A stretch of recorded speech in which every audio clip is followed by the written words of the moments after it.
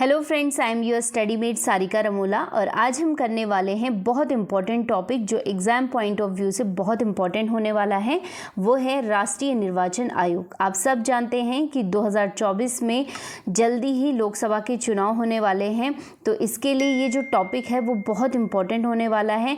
तो आने वाले सभी एग्ज़ाम के लिए इसमें जो क्वेश्चन पूछे जा सकते हैं वो हम लोग आज देखेंगे। ठीक है, तो चलिए पहला क्वेश्चन देख लेते हैं। भारतीय संविधान के किस अनुच्छेद में निर्वाचन आयोग के गठन का प्रावधान दिया गया है? ठीक है, तो राइट आंसर क्या हो जाएगा? आर्टिकल 324 इसका राइट आंसर हो जाएगा।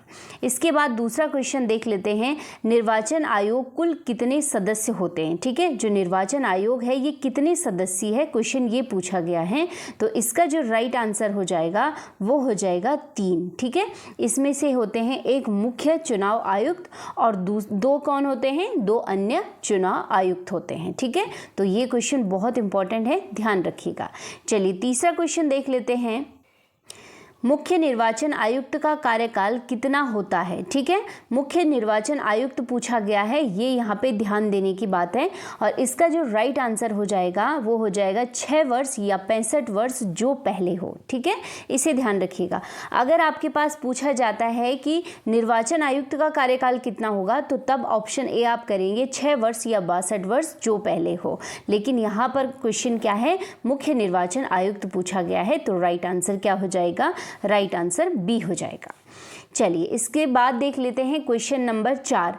भारत के प्रथम चुनाव आयुक्त कौन रहे? तो राइट आंसर क्या हो जाएगा? सुकुमार सेन इसका राइट आंसर हो जाएगा। देखिए, अगर आप कहेंगे कि ये मुख्य चुनाव आयुक्त थे, ये चुनाव आयुक्त थे, तो 1950 में जब इसका गठन हुआ तो उस समय जो चुनाव आयोग था उसमें केवल एक सदस्य होता था। ठीक है, ध्यान रखिएगा, वही चुनाव आयुक्त होते थे, तो वो थे सुकुमार सेन। चलिए पांचवा क्वेश्चन है। भारत के निर्वाचन आयोग का गठन कब हुआ था? ठीक है, बहुत इंपॉर्टेंट क्वेश्चन और कई बार पूछा गया है। तो राइट आंसर क्या हो जाएगा? 25 जनवरी 1950 को। और इसके अलावा यहीं पर ध्यान रखिएगा कि 25 जनवरी को राष्ट्रीय मतदाता दिवस भी मनाया जाता है। ठीक है, चलिए छठा क्वेश्चन है, इंपॉर्टेंट है बहुत ज़्यादा। ठीक है, ऐसा क्वेश्चन पूछा जाता है कई बार कि निम्न में से कौन सा निर्वाचन आयोग का कार्य नहीं है, पूछा गया है। इनमें से कौन सा नहीं है, पढ़ लेते हैं। पहला है राष्ट्रपति चुनाव के विवाद का निपटारा, तो यही कार्य क्या है? निर्वाचन आयोग का नहीं है। इसके अलावा भी पढ़ लेते हैं। राजनीतिक दलों को मान्यता, बिल्कुल सही, ये निर्वाचन आयोग देता है। लोकसभा व राज्यसभा का निर्वाचन भी करता है। निर्वाचन परिणामावली तैयार करना और मतदाताओं का पंजीकरण करना, ये भी निर्वाचन आयोग का कार्य है। ठीक है, तो ऑप्शन ए है जो राष्ट्रपति के चुनाव के विवाद का निपटारा है, ये कौन करता है? सुप्रीम कोर्ट करता है, इसे ध्यान रखिएगा। चलिए सातवां क्वेश्चन है। निर्वाचन आयोग का उल्लेख भारतीय संविधान के किस भाग में दिया गया है? क्वेश्चन ऐसे लाई हूं मैं कि कहीं से भी आपका क्वेश्चन छूटे ना। ठीक है, तो इसका राइट आंसर क्या हो जाएगा? भाग 15 में इसका उल्लेख दिया गया है।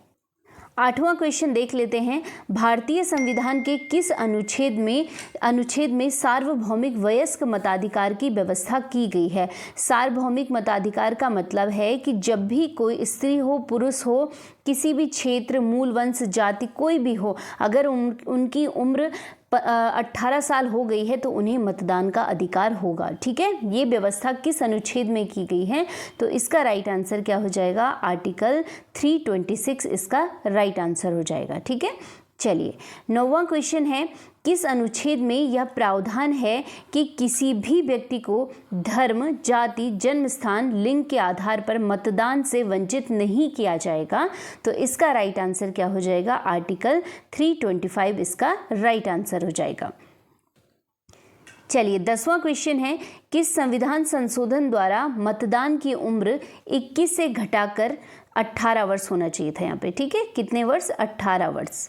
18 वर्ष कर दी गई है, तो राइट आंसर क्या हो जाएगा? 61वें संवैधानिक संशोधन 1989। ठीक है, ध्यान रखिएगा 1989 में ये संवैधानिक संशोधन हुआ था 61वां, जिसमें कितने वर्ष कर दी गई? 18 वर्ष उम्र कर दी गई है मतदान की, इसे ध्यान रखिएगा।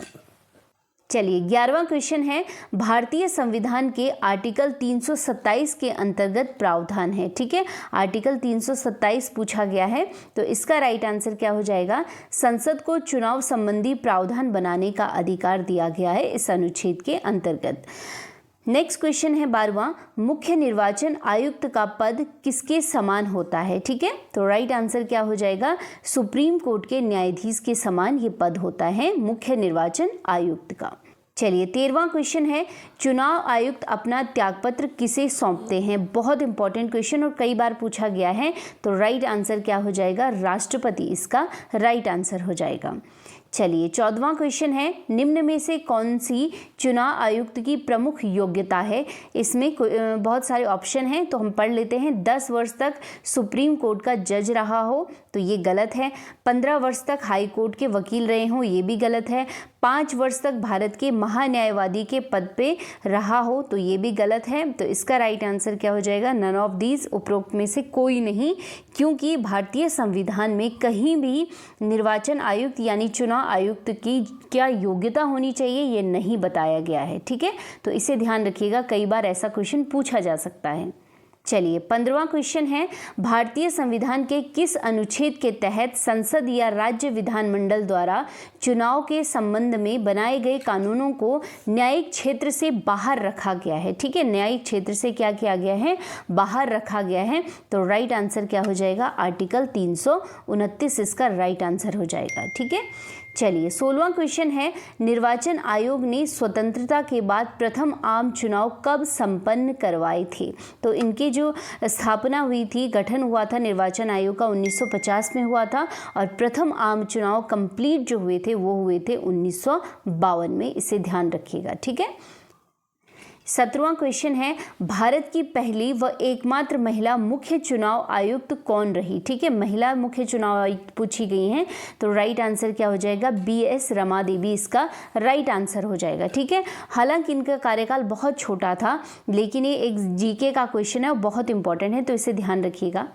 18वां क्वेश्चन है, मतदान से कितने समय पहले निर्वाचन आयोग द्वारा चुनाव प्रचार प्रसार बंद करना होता है? ठीक है, तो इसका राइट आंसर क्या हो जाएगा? 48 घंटे इसका राइट आंसर हो जाएगा। ठीक है, चलिए 19वां क्वेश्चन है, भारत में महिलाओं को मताधिकार कब दिया गया? बहुत इंपॉर्टेंट क्वेश्चन है और इसका राइट आंसर क्या हो जाएगा? पहले आम चुनाव से ही महिलाओं को मताधिकार का अधिकार दिया गया है भारत में। ठीक है, देखिए आप स्विट्जरलैंड जैसे देश में जो कि लोकतंत्र का क्या माना जाता है, प्रमुख माना जाता है, वहाँ पर 1971 में क्या दिया गया? महिलाओं को मताधिकार का अधिकार दिया गया, और भारत में पहले आम चुनाव से ही क्या है? महिलाओं को ये अधिकार दिया गया है। ठीक है, चलिए 20वां क्वेश्चन देख लेते हैं, निम्न में कौन वर्तमान में भारत के मुख्य चुनाव आयुक्त हैं? ठीक है, मुख्य चुनाव आयुक्त पूछे गए हैं, तो राइट आंसर क्या हो जाएगा? राजीव कुमार इसका राइट आंसर हो जाएगा। ठीक है, इसके अलावा अगर अन्य चुनाव आयुक्त पूछे जाते हैं तो ज्ञानेश कुमार और सुखवीर सिंह संधू भी क्या हैं? चुनाव आयुक्त हैं, लेकिन मेन पूछे गए हैं तो राजीव कुमार हो जाएंगे। ठीक है, इससे पहले हाल ही में अरुण गोयल ने क्या किया था? इस्तीफा दिया था, ये भी याद रखिएगा, कई बार ऐसा क्वेश्चन भी पूछा जा सकता है।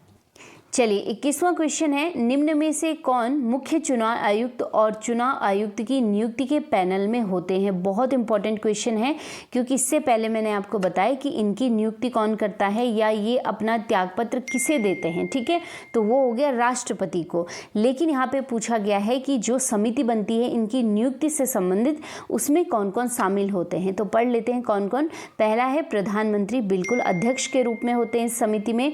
लोकसभा के विपक्ष के नेता ये भी होते हैं। PM द्वारा सदस्य के रूप में नामित एक केंद्रीय कैबिनेट मंत्री ये भी होते हैं। तो इसका राइट आंसर क्या हो जाएगा? उपरोक्त सभी इस पैनल में होते हैं। ठीक है, चलिए 22वां क्वेश्चन है, मुख्य चुनाव आयुक्त को किसके द्वारा शपथ दिलाई जाती है? तो राइट आंसर क्या हो जाएगा? राष्ट्रपति इसका राइट आंसर हो जाएगा। नियुक्ति राष्ट्रपति द्वारा होती है, शपथ राष्ट्रपति दिलाते हैं, साथ ही ये अपना त्यागपत्र भी किसे देते हैं? राष्ट्रपति को देते हैं, लेकिन चयन समिति दूसरी चीज़ है। ठीक है, जो रिकमेंड करते हैं। चलिए 23वां क्वेश्चन है, निर्वाचन आयोग निम्न में से किसका चुनाव संपन्न कराती है? ठीक है, तो इसका राइट आंसर देख लेते हैं, पढ़ लेते हैं पहले। लोकसभा व राज्यसभा का तो बिल्कुल सही है, राज्य विधानसभाओं का बिल्कुल, राष्ट्रपति और उपराष्ट्रपति का बिल्कुल सही है। तो इसका जो राइट आंसर हो जाएगा वो हो जाएगा उपरोक्त सभी का। ठीक है, तो ये निर्वाचन आयोग का मुख्य कार्य है। चलिए, तो ये हो गए हैं निर्वाचन आयोग से संबंधित महत्वपूर्ण क्वेश्चन आंसर। बाकी आप जो भी अपडेट हैं न्यूज़पेपर के माध्यम से भी या सोशल मीडिया में जितने भी यूट्यूब हो गए, ठीक है, इनके माध्यम से भी जो चुनाव होने वाले हैं उन पे नज़र रख सकते हैं। तो मिलते हैं हम ऐसे ही इंटरेस्टिंग वीडियो के साथ, तब तक के लिए धन्यवाद, पढ़ते रहिए।